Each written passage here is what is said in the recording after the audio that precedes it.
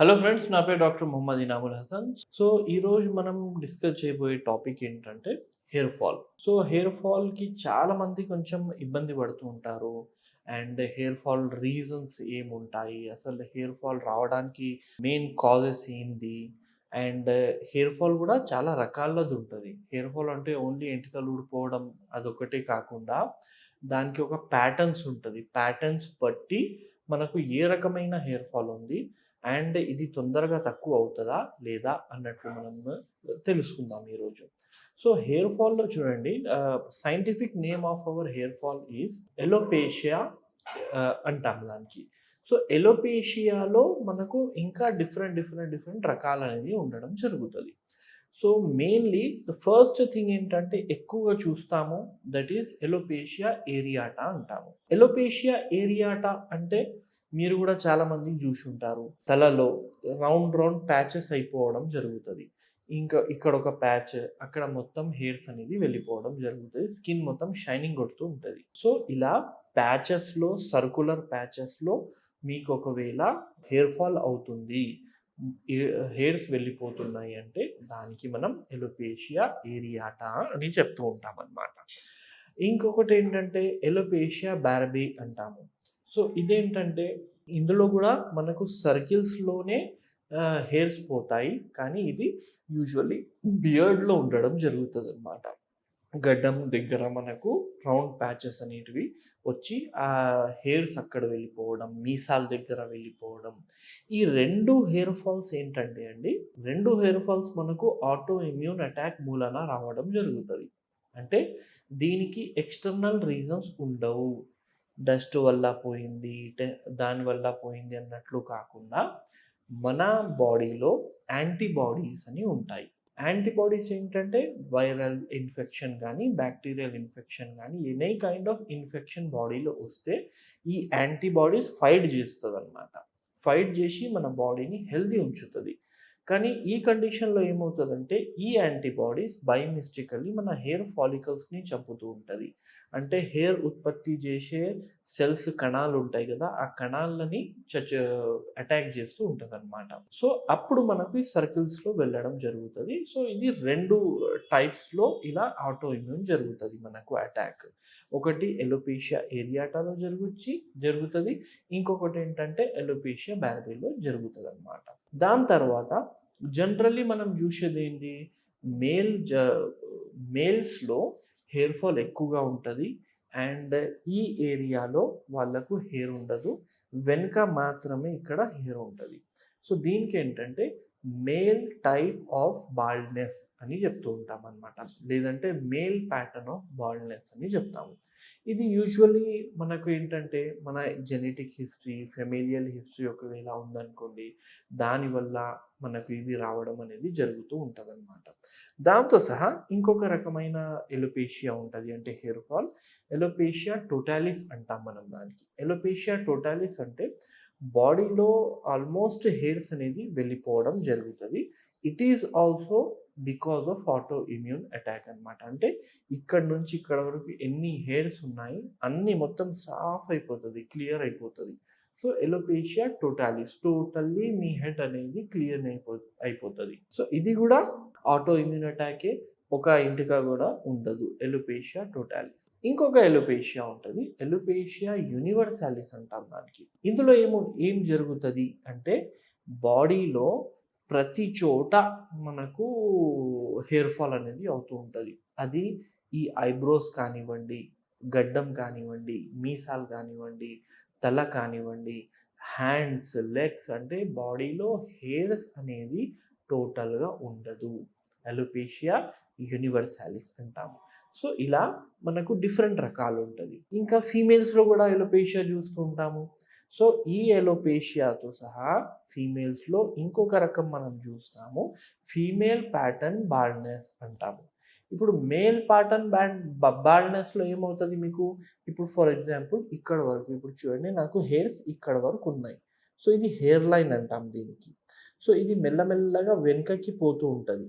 This is male type of baldness. ఇక్కడ వెళ్లి ఆగిపోవడం, ఓన్లీ వెనక ఉండడం. ఇది male type of baldness. Female type of బాల్డ్‌నెస్‌లో ఇలా ఉండదు. వాళ్ళకేమవుతదంటే ఇప్పుడు ఇది కనబడుతుంది కదా! మనకు హెయిర్స్ ఇక్కడ నుంచి ఇక్కడ డివైడ్ అవుతున్నాయి. ఇక్కడ నుంచి ఇక్కడ డివైడ్ అవుతున్నాయి. సో, ఈ హెయిర్ లైన్ వాళ్ళకు ఖాళీ అవుతూ ఉంటది. ఇక్కడి నుంచి వాళ్ళకు హెయిర్ ఫాల్ అవుతూ ఉంటదనమాట.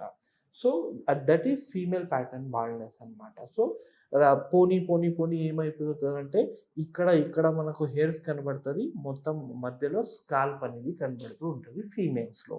ఇది female type of baldness. Female pattern of baldness అని చెప్తాము. సో, ఇన్ని రకాల ఎలోపేషియా ఉంటది. ఇప్పుడు నెక్స్ట్ ఏంటంటే ఎలోపేషియాలో రీజన్స్ ఏముందసలు? ఇది రావడం ఎందుకు ఎంటికలు రాలుతున్నాయి అన్నట్లు చూసుకుంటే దీనికి చాలా డిఫరెంట్ రీజన్స్ అనేవి ఉన్నాయి. ఫస్ట్ రీజన్ ఏంటంటే మీకు ఏదైనా వ్యాధులు ఉంటే ఇది పోతదనమాట. హెయిర్ ఫాల్ అవుతది. సో, వ్యాధుల్లో ఏముంటది? మనకు థైరాయిడ్ వ్యాధి ఉన్న వాళ్ళలో హెయిర్ ఫాల్ అవుతది. హైపోథైరాయిడ్ ఉంటే హెయిర్ ఫాల్ అవుతది. అలాగే ఫీమేల్స్‌లో పీసీఓడీ లేదా ఉంటే గూడా హెయిర్ ఫాల్ అవుతది. హార్మోనల్ ఇంబాలెన్స్ ఉన్నప్పుడు గూడా హెయిర్ ఫాల్ ఉండడం జరుగుతది. దాంతో సహా స్కాల్ప్ ఇన్ఫెక్షన్స్ ఒకవేళ అవుతున్నాయి అనుకోండి. స్కాల్ప్‌లో any kind of infection you are having. లేదంటే ఏదైనా స్కిన్ డిసీజెస్ మీకు స్కాల్ప్‌లో ఉంది. సో, దానివల్ల గూడా మీకు హెయిర్ ఫాల్ అవుతూ ఉంటదనమాట. ఇప్పుడు కొన్ని హెయిర్ ప్రొడక్ట్స్ గూడా ఉంటది.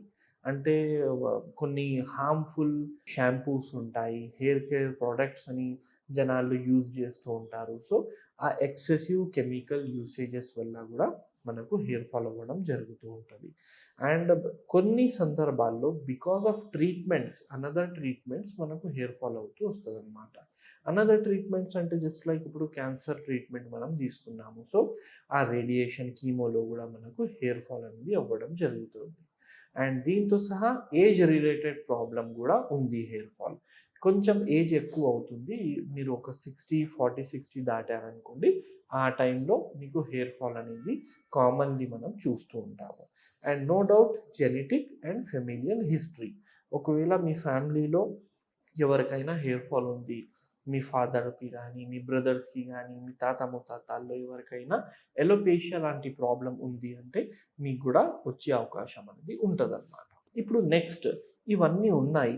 ఇప్పుడు ఎలోపేషియా గురించి, హెయిర్ ఫాల్ గురించి తెలుసుకున్నాము. ఇప్పుడు ఏం తెలుసుకుందాము? దీనికి మనం ఏం డైట్ అనేది తీసుకోవచ్చు? అంటే ఏం తినాలి? మంచి న్యూట్రిషన్ కోసం. Treatment is different part. Nutrition మంచిగుండాలంటే ఏం చెయ్యాలి? ఏం తీసుకుంటే హెయిర్ మంచిగా గ్రో అవుతది?